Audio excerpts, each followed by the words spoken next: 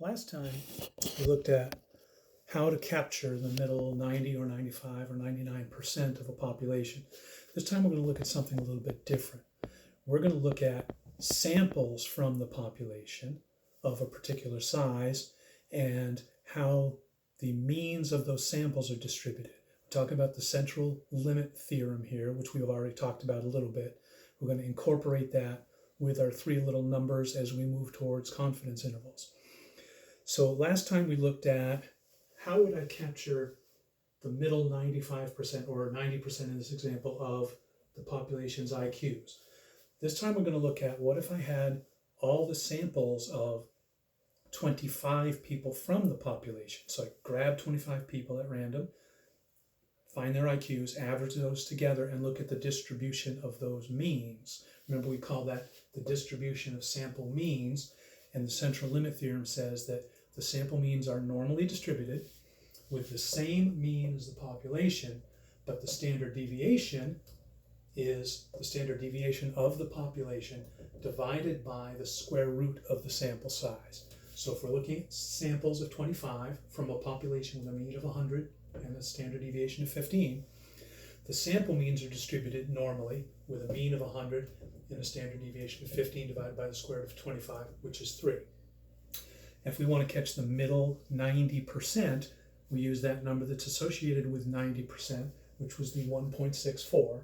So we multiply 1.64 times 3. That gives us what's called the margin of error. I'll write that formula down in a couple minutes here. And then we add and subtract that to the mean. So 1.64 times 3 is about 4.92. So we get 95.08 to 104.92. Pretty simple. Let's look at another similar one. Let's just change the sample size here and see what that does to our calculations. If we change our sample size to, let's say, 100,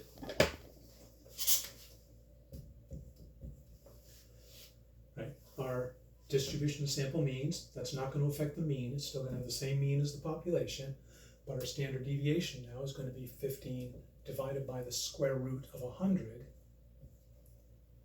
Square root of 100 is 10. I'm using nice numbers for these, so they make a little more sense, I hope. 15 divided by 10 is 1.5.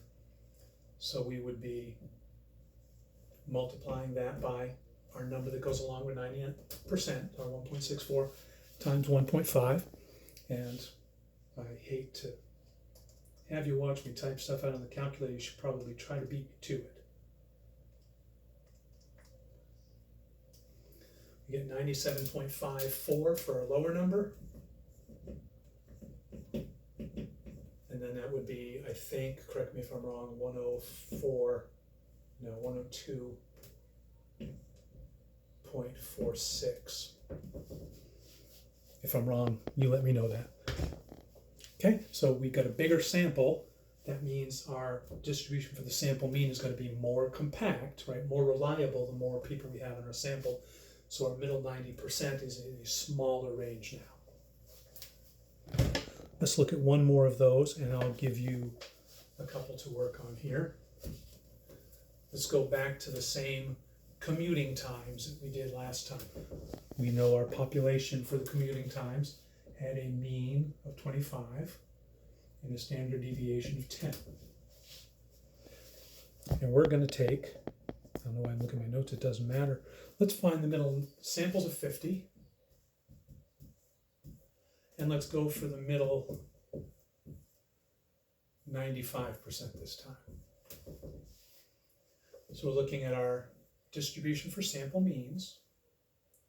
We've got a mean of 25, a standard deviation of 10, divided by, it's the standard deviation of the population, divided by the square root of the sample size. So our standard deviation now is 10 divided by the square root of 50, 1.414, of course.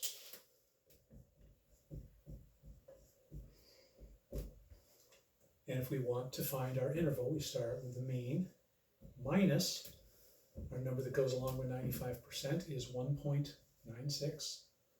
So I'm sorry, my bad. We start with a mean of 25, and we add and we subtract 1.96 times the standard deviation, 1.414 there. And I'm not going to bother to waste your time watching me type stuff in a calculator. You know how to do that as well as I do. Let me give you one here. And again, you pause it and then I'll give you the answer. Suppose the heights of pine trees average 75 feet. So there's your mean with a 12-foot standard deviation.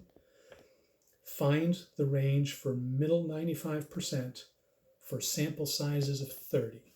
Okay, so a sample size of 30, you want 95% would be between what and what? Pause it and come back when you got it. You should get 70.7 to 79.29. The foot-long sub-example, we had 12.2 for our average and 0.2 inches for the standard deviation. Suppose we took samples of 50, find the middle 90%. Pause it. You should get between 12.154 and 12.246. If you did, good. If not, go back, figure out what you did wrong. I'll see you next time. We'll get closer to these confidence intervals.